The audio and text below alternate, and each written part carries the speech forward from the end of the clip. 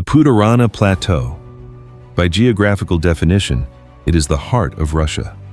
To the human soul, it is another planet. An endless fractured expanse of Siberian basalt, this plateau is a colossal volcanic trap, sculpted not by water, but by eons of unimaginable pressure and cold. It is a world carved into canyons a kilometer deep, a place where winter is not a season, but a 9-month occupation. Here, temperatures plunge to 60 degrees below zero, and the silence is so profound it feels like a physical weight. The air itself seems frozen, a crystal prison holding the memory of the Earth's primordial birth. At Bo 2:14 local time, in this frozen heart of stillness, Sergeant Alexei Voronov of the 29th Air Defense Division, stationed in the grim industrial outpost of Norilsk, nearly dropped his mug of lukewarm coffee.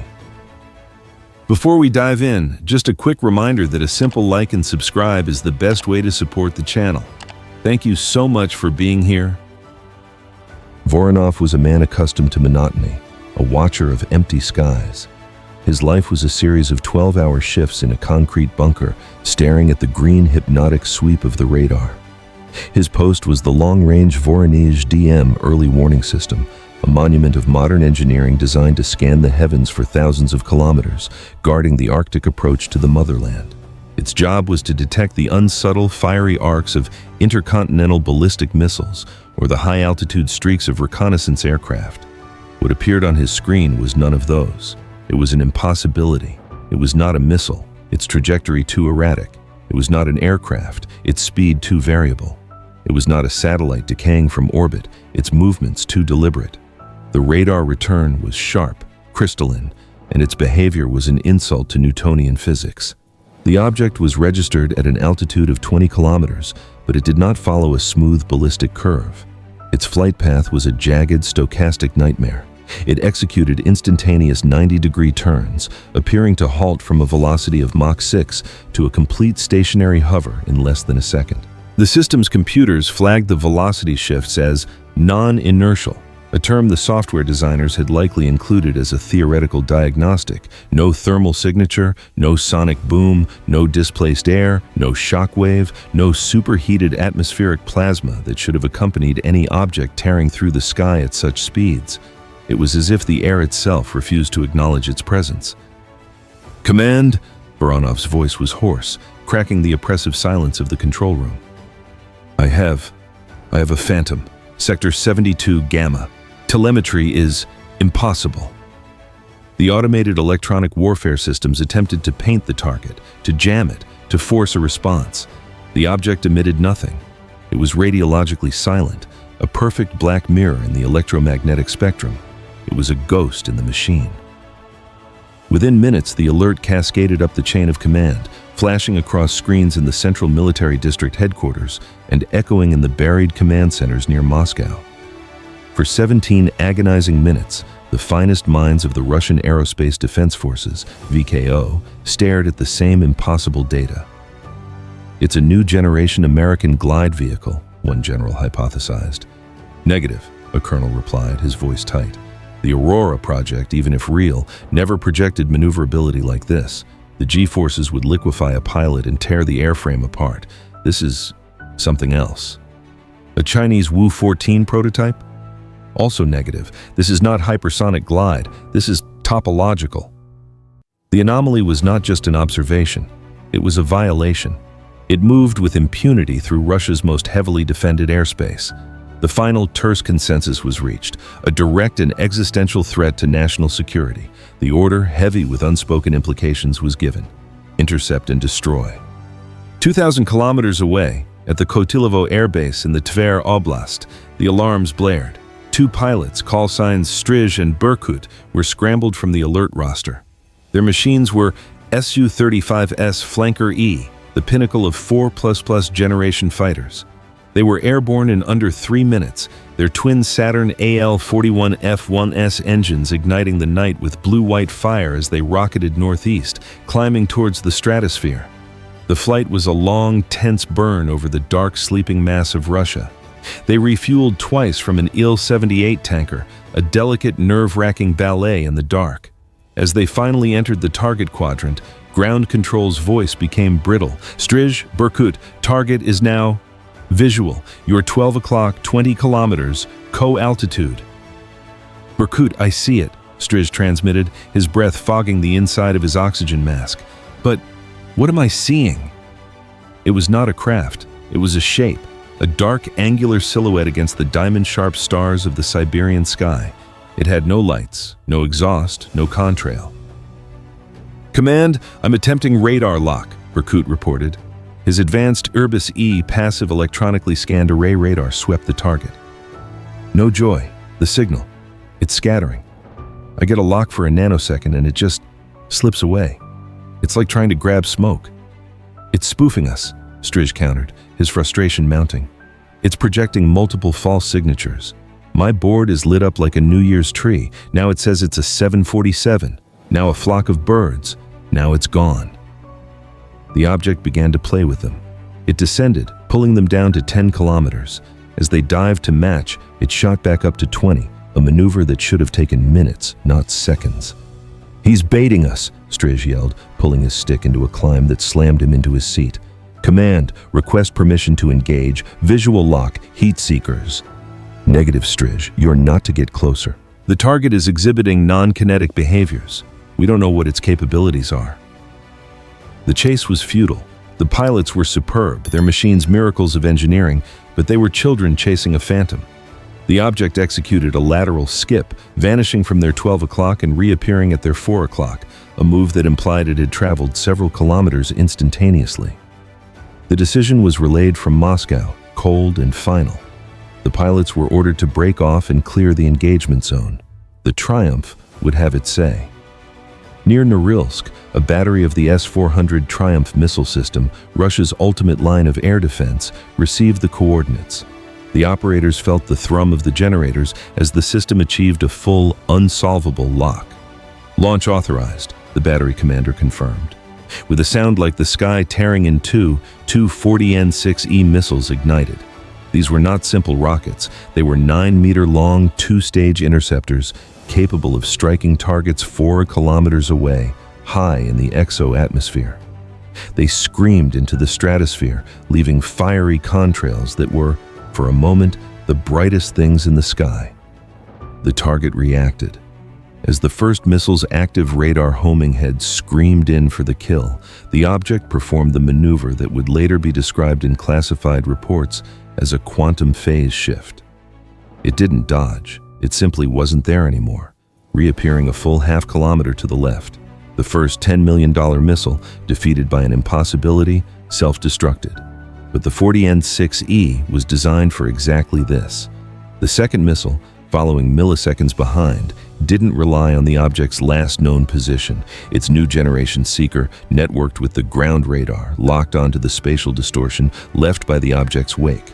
It anticipated the re-emergence point. There was no explosion on the radar screen, no massive fireball. The primary contact simply fractured. It splintered into a dozen smaller flickering returns that glittered like dying embers. Then, one by one, they vanished from the screen as they fell below the radar's horizon. Somewhere in the impassable, uninhabited tundra of the Putarana Plateau, a ghost had fallen to Earth. The world held its breath, utterly unaware that the greatest mystery was not how it flew, but where it came from and what it carried inside. The retrieval operation was unprecedented in its secrecy, codenamed Operation Ice Silence. It was immediately classified under the Osobai Vashnosti of Special Importance Directive, a designation reserved for matters of state survival. The crash zone, designated Quadrant 72 Gamma, was cordoned off in a 200-kilometer radius. All civilian air traffic was rerouted. All satellite observation over the area was jammed by ground-based Krasuka 4 EW systems, creating a bubble of electronic blindness for the outside world. The official story, fed to international observers, was a snap military drill involving a simulated nuclear material spill. Into the heart of the plateau, temporary helipads were blasted from the frozen basalt. Elite Spetsnaz units from the SSO, Special Operations Forces, were airlifted in, not for combat, but to secure the perimeter against what? No one knew. With them came a team of scientists from Academ 7. Academ 7 is a ghost on the map, a closed Naukograd, science city that doesn't officially exist. A direct descendant of the Soviet-era Sharashka system, it is a vast subterranean complex buried beneath the Ural Mountains, populated by Russia's most brilliant and most secretive minds. To be assigned to Academ 7 was to win the lottery and be given a life sentence simultaneously. Leading the scientific team was academician Valentin Sidorov. At 68, Sidorov was a titan of theoretical physics, a man whose name was whispered in hushed tones in the halls of the Kurchatov Institute but was unknown to the public. He was the mind behind Russia's advanced plasma shielding and compact fusion projects. He was also a man haunted by theories that had remained until now only theories. The first drone footage sent his blood pressure soaring. On the perfectly flat, snow-dusted ice of a frozen lake, the object lay. It had not disintegrated. It was almost pristine. Its shape was a geometric offense, non-aerodynamic, asymmetrical, a complex polygonal structure that seemed to change shape as the drone's angle of view shifted. It was about 12 meters long and 4 high, and it was a shade of black that Sidorov had only seen in simulations. It was vantablack on a material level, absorbing the weak Arctic sunlight, making it look like a two-dimensional hole in the world. The first contact team, clad in heavy CBRN, chemical, biological, radiological, nuclear protection suits, approached with trepidation. Their dosimeters remained silent. Gas analyzers registered nothing but frigid, clean air. But as one of the SSO operators, a major named Tikhon, reached out and touched the surface with a gloved hand, he recoiled. "Sir," Tikhon reported, his voice tinny over the comms, "it's warm. The surface it feels like +5. The ambient is -52. It was generating its own heat without any visible exhaust, radiation, or power source. The chassis was a perfect, seamless monolith. No rivets, no welds, no joints, no engines, no thrusters, no intakes, no cockpit. It looked less like it was built and more like it had been grown or 3D printed on a molecular level. The only damage was a jagged, fist-sized puncture near the top, where the S-400's penetrator had struck. Study of this wound revealed the first true enigma. The edges of the material were not melted or torn. They looked disintegrated. The structure had simply collapsed, turning into a fine, inert gray powder that lay dusted on the black hull. "It's a metamaterial," Sidorov murmured, his voice trembling inside his hood. "Self-terminating. The kinetic impact destroyed the energy bond holding the molecules together, and it simply unmade itself." Evacuating the object was an engineering nightmare. It weighed an estimated 40 tons, an impossible density for its size. 2 Mi-26. Halo heavy-lift helicopters, the most powerful in the world, were required. Working in a perilous tandem lift, they strained against the anomaly's mass, their rotors whipping up a blinding vortex of snow. The object was flown under heavy fighter escort to a military airfield and loaded onto a specialized train. It began its long, secret journey to the subterranean labs of Academ 7. There, in a hermetically sealed, electromagnetically shielded containment bay, the true work began. And with it, the true frustration. Sidorov and his team were the best Russia had. They had access to technologies that bordered on science fiction. But Object 24, as it was now designated, laughed at their efforts. They tried to take a sample. Tungsten carbide drills shattered. Diamond-tipped bores turned to dust without leaving a scratch. They tried to cut it. A high-energy industrial laser, capable of slicing through a meter of battleship steel, was focused on the hull. The beam simply vanished. The surface did not heat up. It did not glow. It did not reflect. It consumed the laser's terawatts of energy as if it were sipping water. "The efficiency is 100%, a young physicist reported, staring at her console in disbelief. "It's a perfect energy sink." They bombarded it with X-rays, neutrons, and muons. Nothing penetrated. It was opaque to all forms of imaging. Acoustic scanning was useless. The hull absorbed 100% of the sound, returning no echo. "It's the ultimate black box, Valentin," the military liaison, a grim-faced GRU colonel named Fedosov, stated. "And I am required to remind you that Moscow wants it open. Yesterday." "You cannot open this, Colonel," Sidorov snapped, his patience worn thin by weeks of failure. "This is not a thing. It's a statement. It's a piece of applied physics that says you are primitive. This material, it's not from our periodic table. It's programmed matter."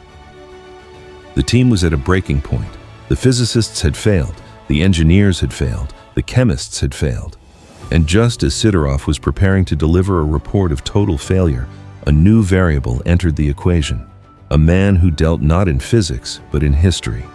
Kirill Platonov was a civilian analyst, a brilliant but awkward academic seconded to the project from the FSB's Special Archive. His task was considered secondary, pore over historical records for any similar events. He had spent weeks sifting through the usual suspects, the 1908 Tunguska event, the Potomsky crater, endless declassified Soviet-era UFO reports from the Setka program. Nothing matched. So, Platonov changed his search parameters. He stopped looking for objects and started looking for technologies, no matter how apocryphal. His search led him deep into the most secure part of the archive, the trophy documents, captured German records from 1945. He wasn't interested in V-2 rockets or Messerschmitt jets. He was interested in the insane esoteric fringe of the Third Reich, the SS Ahnenerbe. The Ahnenerbe began as an occult think tank obsessed with finding the Aryan mystical origins in places like Tibet and the Andes, but as the war progressed, it became a scientific wing, attracting brilliant, amoral minds and given unlimited funding by Himmler.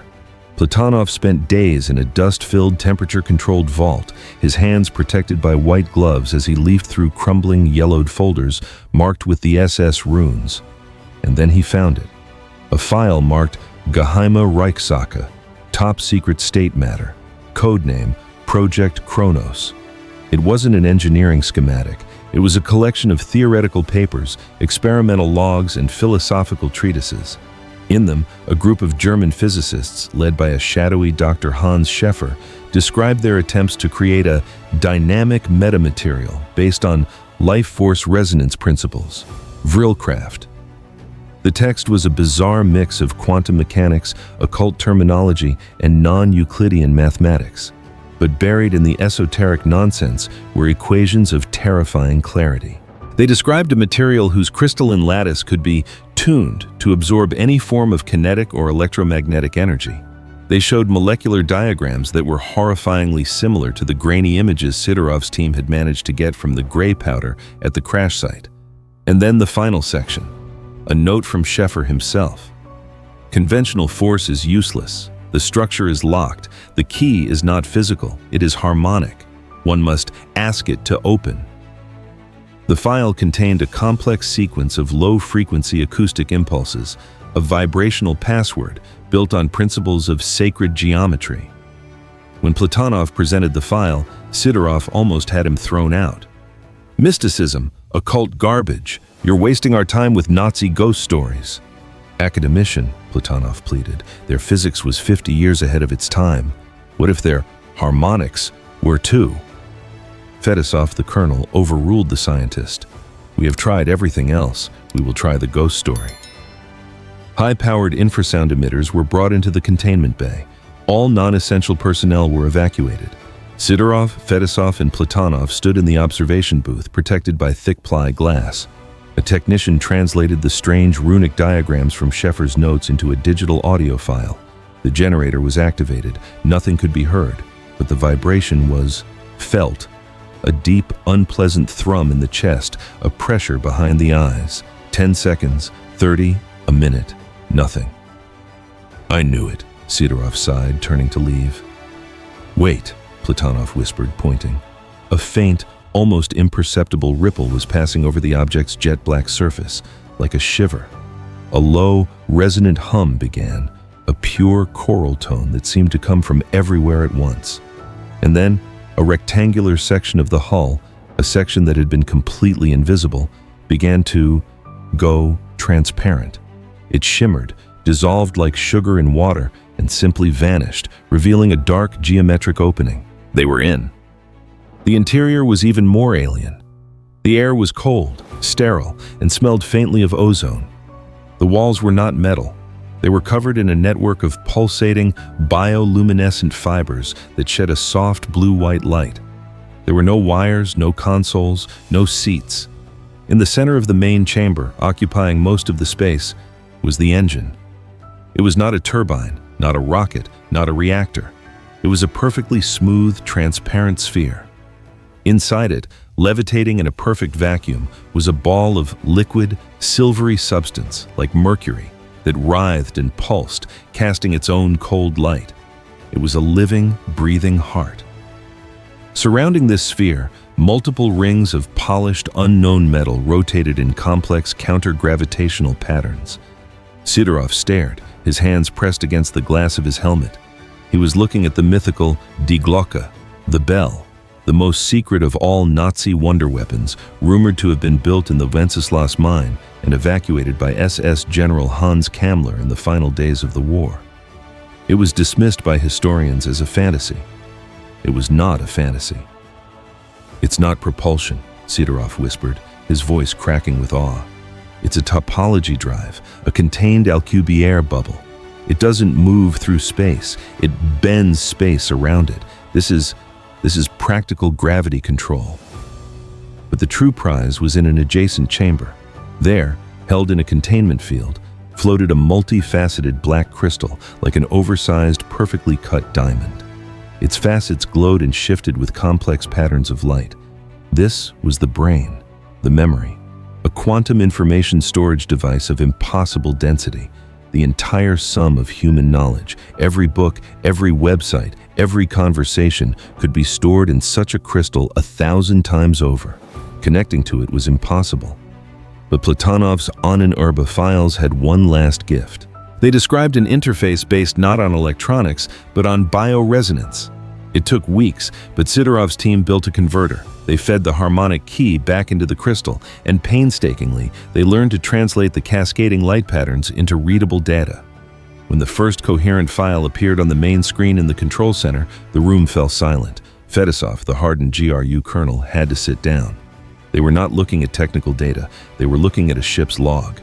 The data was not numbers. It was a first-person, impartial, audio-visual recording of everything the craft had seen since its activation. First entry.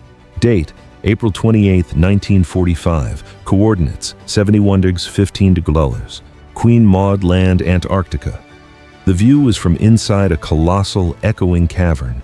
Not a natural cave, but a machine-cut hangar lit by powerful lamps. The ice walls glittered. Dozens of men in black SS uniforms and scientists in white lab coats moved with grim purpose. A cold, mechanical voice spoke in flawless, aristocratic German. Projekt Wotan-Klasse, Valkyrie 1, Aktivierung, Primärdirektive Autonom Langzeitbeobachtung, Protokoll Schlafendes Auge initiiert, Rückkehr nur auf Sondersignal. Heil Hitler. Project Wotan Class, Valkyrie 1, Activation, Primary Directive, Autonomous Long-Term Observation, Protocol Sleeping Eye initiated, Return only on special command, Heil Hitler. The view tilted, and the craft rose silently. It exited through a massive opening in the ice, emerging into the blinding white hell of the Antarctic wilderness, and then shot vertically into the blackness of space. This craft was one of many. A fleet of autonomous, invisible observers launched from the legendary mythical Basis 211 in New Swabia, the last secret bastion of the Reich. Their mission was simple and monstrous: survive the war, hide in high orbit, and for decades, watch, record everything. Military bases, political summits, technological breakthroughs, create a total secret archive of humanity for their masters. Masters who believed their time would come again. The log file was a bombshell that would rewrite all of modern history. It was the secret, unvarnished history of the Cold War and beyond, seen by an invisible eye. 1962, Cuban Missile Crisis. The craft's sensors don't just track Soviet freighters, they record encrypted communications between a U.S. destroyer and an unidentified submarine. The sub, which belongs to neither the U.S. nor the USSR, feeds the Americans false telemetry, suggesting Soviet missiles are in active launch prep. The log's analysis, a deliberate attempt by a third party to escalate the conflict to a full nuclear exchange. 1963, Dallas, JFK, assassination. The craft isn't watching the motorcade, it's watching the grassy knoll. It records 3 men, none of them Lee Harvey Oswald, firing weapons. It tracks their vehicle, which leaves the area unimpeded and heads to a private airfield. The vehicle's registration is traced to Permindex, a shadowy European corporation known to be a CIA front, but whose directors, the log reveals, were all former officers in the Nazi Gehlen organization, the precursor to modern German intelligence. 1969, Apollo 11. The craft is in lunar orbit. It records the Eagle lander's descent, but it also records 2 other unidentified craft that shadow the Apollo module. The log notes that these companion objects use focused energy beams to vaporize micrometeors in Apollo's path. The shocking implication, they weren't just watching, they were protecting the American mission. Why? 1989, fall of the Berlin Wall. The craft records not the joyous crowds, but a series of secret meetings in East Berlin. High-ranking Stasi officers are not meeting with the KGB, they are meeting with executives from West German industrial conglomerates, companies like Siemens and ThyssenKrupp, all of which were rebuilt after the war by former Nazi party members. The topic, not saving East Germany, but the orderly transfer of sensitive assets and archived research, unearned files left behind, in exchange for economic control of the new unified Germany. The data was dynamite. It proved that behind the great visible struggle of capitalism versus communism, there had always been a third force, an invisible, patient, technologically superior power, manipulating both sides, pulling the strings of history, and pursuing its own unknown agenda. The discovery in Siberia was not a UFO. It was the first hard proof of the 20th century's most terrifying conspiracy theory. The Third Reich was not destroyed in 1945. Its armies were broken, its cities rubble. But its brain, its most advanced scientists, its intelligence elite, and its vast looted wealth survived. Operation Paperclip brought thousands of them to America to build NASA's rockets. The rat lines smuggled thousands more to South America. But the most elite, the most dangerous, the keepers of Project Kronos and Die Glocke, simply vanished.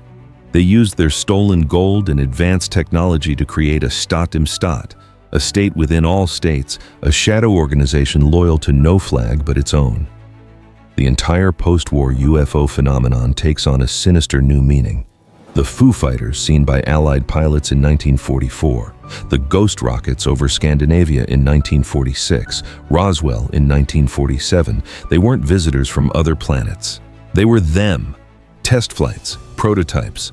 Perhaps they were deliberately creating the alien myth as the perfect smokescreen to hide their own existence. The Siberian anomaly was their first mistake in 80 years.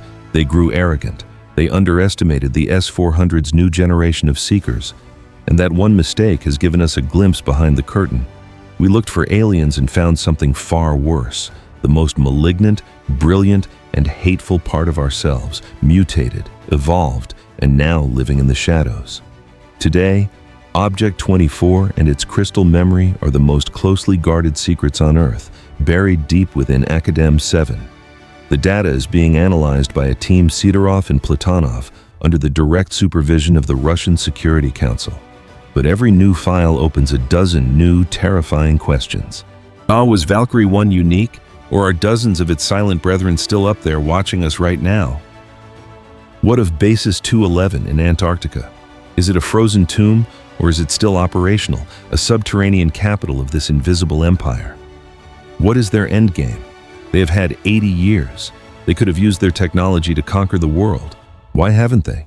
Are they simply waiting, or are they already in control, shaping our global economy and politics so subtly that we mistake their manipulation for the natural course of history?